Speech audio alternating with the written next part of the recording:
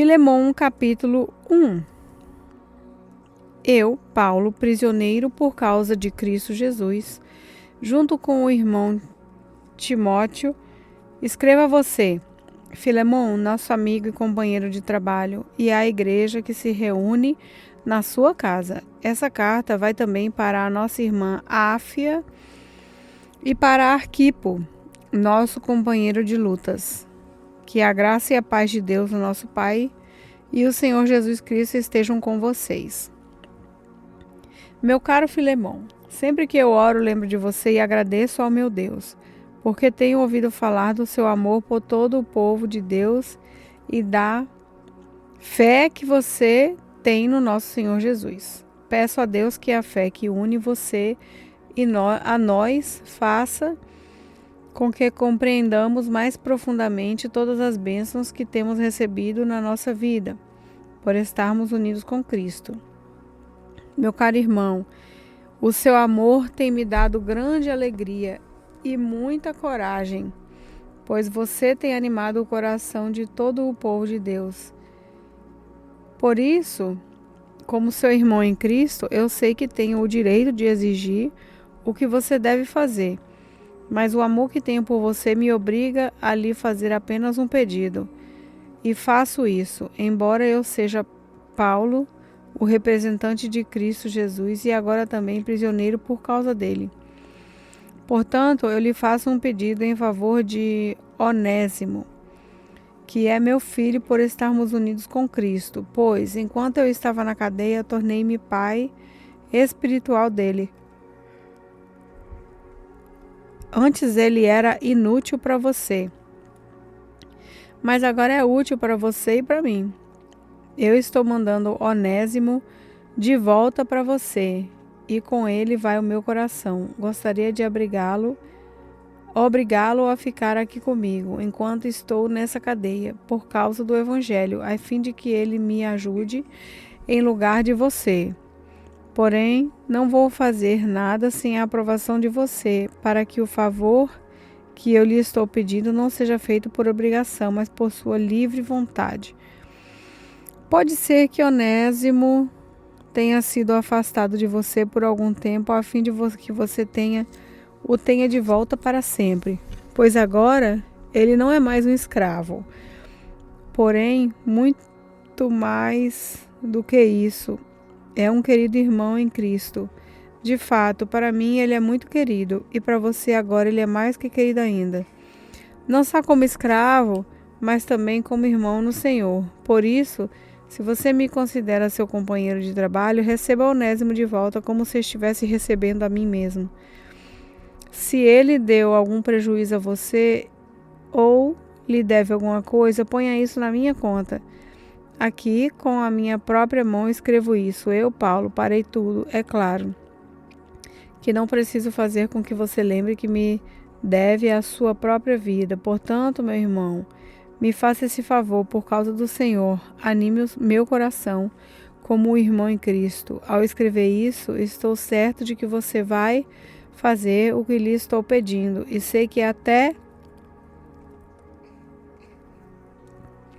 sei até que você fará ainda mais. Peço também que prepare um quarto para mim, pois espero que Deus responda às orações de todos vocês e me deixe ir outra vez até aí. Epafras, o irmão que está na cadeia comigo por causa de Cristo Jesus, envia saudações a vocês. E Marcos, Aristarcos, Demas e Lucas, meus companheiros de trabalho, também enviam saudações. Que a graça do Senhor Jesus Cristo esteja com vocês. 1 Pedro, capítulo 1. Eu, Pedro, apóstolo de Cristo Jesus, escrevo essa carta ao povo de Deus que vive espalhado nas províncias do Ponto, Galácia, Capadócia, Ásia e Bitínia. Vocês foram escolhidos de acordo com o propósito de Deus, o Pai, e pelo Espírito de Deus. Vocês foram feitos um povo dedicado a Ele, a fim de obedecerem a Cristo Jesus e ficarem purificados pelo seu sangue. Que vocês tenham mais e mais a graça e a paz de Deus. Louvemos a Deus e Pai do nosso Senhor Jesus Cristo por causa da sua grande misericórdia. Ele nos deu uma nova vida para a ressurreição de Cristo Jesus. Por isso, o nosso coração está cheio de uma esperança viva. Assim, esperamos possuir as ricas bênçãos que Deus guarda para o seu povo. Ele as guarda no céu, onde elas não perdem o valor e não podem se estragar, nem ser destruídas. Essas bênçãos são para vocês que, por meio da fé, são guardados pelo poder de Deus para a salvação que está pronta para ser revelada no fim dos tempos. Alegrem-se por isso. Se bem que agora é possível que vocês fiquem tristes por algum tempo, por causa de muitos tipos de provações que vocês estão sofrendo. Essas provações são para mostrar que a fé de vocês que vocês têm é verdadeira, pois até o ouro pode ser destruído e provado pelo fogo. Da mesma maneira, a fé que vocês têm, que vale muito mais do que ouro, precisa ser provada para que continue firme, e assim vocês receberão aprovação, glória e honra no dia em que Jesus Cristo for revelado. Vocês o amam, mesmo sem o terem vistos, e creem nele, mesmo que não estejam vendo agora. Assim, vocês se alegram com uma alegria tão grande e gloriosa que as palavras não podem descrever. Vocês têm essa alegria porque estão recebendo a sua salvação, que é o resultado da fé que possuem. Foi a respeito dessa salvação que os profetas perguntaram e procuraram saber com muito cuidado. Eles profetizaram a respeito da salvação que Deus ia dar a vocês e procuraram saber em que tempo e como essa salvação ia acontecer. O Espírito de Cristo que estava neles indicava esse tempo, ao predizer os sofrimentos que Cristo teria de suportar e a glória que viria depois. Quando os profetas falaram a respeito das verdades que vocês têm ouvido agora, Deus revelou a eles que o trabalho que faziam não era para o benefício deles, mas para o bem de vocês, os mensageiros do Evangelho que falaram pelo poder do Espírito Santo, mandado do céu, anunciaram a vocês essas verdades. Essas são as coisas que até os anjos gostariam de entender. Portanto, estejam prontos para agir, continuem alertas e ponham toda a sua esperança na bênção que será dada a vocês quando Jesus Cristo for revelado.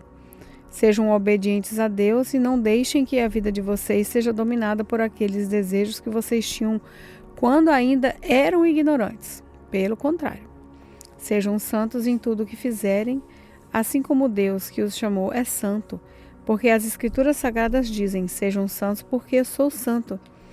Quando oram a Deus, vocês o chamam de Pai, Ele que julga com igualdade as pessoas, de acordo com o que cada um tem feito. Portanto, durante o resto da vida de vocês aqui na terra, tenham respeito a Ele, pois vocês sabem o preço que foi pago para livrá-los da vida inútil que herdaram dos seus antepassados.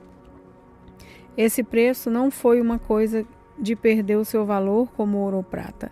Vocês foram libertados pelo precioso sangue de Jesus Cristo, que era como um cordeiro sem defeito nem mancha. Ele foi escolhido por Deus antes da criação do mundo e foi revelado nesses últimos tempos em benefício de vocês.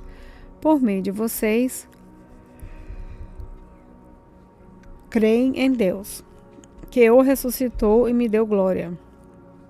Assim, a fé e a esperança que vocês têm estão firmadas em Deus. Agora que vocês já se purificaram pela obediência à verdade e agora que já têm um amor sincero pelos irmãos na fé, amem uns aos outros com todas as forças e com um coração puro, pois vocês, pela vida e eterna palavra de Deus, nasceram de novo como filhos de um Pai que é imortal e não de pais mortais, como dizem as Escrituras Sagradas. Todos os seres humanos são como a erva do campo, a grandeza deles é como a flor da erva. A erva seca e a flor cai, mas a palavra do Senhor dura para sempre. Essa é a palavra que o Evangelho trouxe para vocês. 1 Pedro capítulo 2. Portanto, abandonem tudo que é mal, toda mentira, fingimento, inveja e críticas injustas. Sejam como criancinhas recém-nascidas, desejando sempre o puro leite espiritual, para que, bebendo dele, vocês possam crescer e ser salvos. Pois, quando dizem as Escrituras Sagradas, vocês já descobriram que vocês mesmos, que o Senhor é bom? Seguem perto dele a pedra viva que os seres humanos rejeitaram como inútil, mas que Deus escolheu como grande valor. Vocês também, como pedras vivas, deixem que Deus os use na construção de um templo espiritual, onde vocês servirão como sacerdotes dedicados a Deus. E isso para que, por meio de Jesus Cristo, ofereçam sacrifícios que Deus aceite. Pois as Escrituras Sagradas dizem: Eu escolhi uma pedra de muito valor, que agora ponho em Sião como a pedra principal do alicerce. Quem crê nela não ficará destruído. Essa pedra é de muito valor para vocês, os que creem. Mas, para os que não creem, a pedra que os construtores rejeitaram veio a ser a mais importante de todas. E em outra parte das Escrituras Sagradas dizem: Essa é a pedra em que as pessoas vão tropeçar, a rocha que vai fazê-las cair. Essas pessoas tropeçaram porque não creram na mensagem, de acordo com a vontade de Deus para elas. Mas vocês são a raça escolhida, os sacerdotes do rei, a nação completamente dedicada a Deus, o povo que pertence a Ele. Vocês foram escolhidos para anunciar os atos poderosos de Deus, que os chamou na escuridão para a sua maravilhosa luz. Antes, vocês não eram o povo de Deus, mas agora são o seu povo. Antes não conheciam a misericórdia de Deus, mas agora já receberão a sua misericórdia. Queridos amigos, lembrem que vocês são estrangeiros de passagem por esse mundo. Peço, portanto, que enviem as paixões carnais, que estão sempre em guerra contra a alma. A conduta de vocês entre os pagãos deve ser boa, para que, quando eles os acusarem de criminosos, tenham de reconhecer que vocês praticam boas ações, e assim louvem a Deus no dia da sua vida. Por causa do Senhor, sejam obedientes a toda a autoridade humana, ao imperador, que é a mais alta autoridade, aos governadores, que são os escolhidos por ele para castigar os criminosos e elogiar os que fazem o bem. Pois Deus quer que vocês façam o bem, para que os ignorantes e tolos não tenham nada de dizer contra vocês. Vivam como pessoas livres, não usem a liberdade para encobrir o mal, mas vivam como escravos de Deus. Respeitem todas as pessoas, amem os seus irmãos na fé, temam a Deus e respeitem o imperador. Vocês, empregados, sejam obedientes aos seus patrões e os respeitem, não somente os que são bons e compreensivos, mas aqueles que os tratem mal.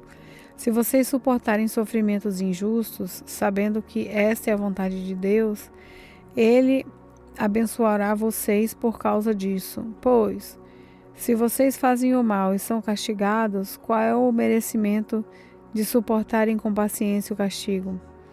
Mas se vocês sofrem por terem feito o bem e suportam esse sofrimento com paciência, Deus os abençoará por causa disso. Pois foi para isso que Ele os chamou. O próprio Cristo sofreu por vocês e deixou o exemplo para que sigam os seus passos. Ele não cometeu nenhum pecado e nunca disse uma só mentira. Quando foi insultado, não respondeu com insultos. Quando sofreu, não ameaçou, mas pôs a sua esperança em Deus, o justo juiz. O próprio Cristo levou os nossos pecados no seu corpo sobre a cruz, a fim de que morrêssemos para o pecado e vivêssemos uma vida correta. Por meio dos ferimentos dele, vocês foram curados. Vocês eram como ovelhas que haviam perdido o caminho, mas agora foram trazidos de volta para seguir o pastor que cuida da vida espiritual de vocês.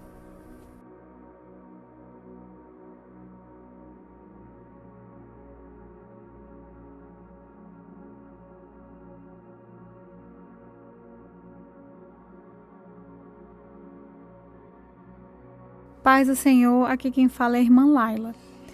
Senhor Deus, dono do tempo e da eternidade, o céu hoje, o amanhã, o ontem. Quero acabar mais um dia, quero dizer muito obrigado por tudo que recebi. Obrigado pela vida, pelo amor, pelas flores, pelo ar, pelo sol, pela alegria, pela dor e pelo que foi possível e o que não foi também possível. Obrigado por tudo. Espírito Santo, grave essa palavra no nosso coração, em nome de Jesus. Amém.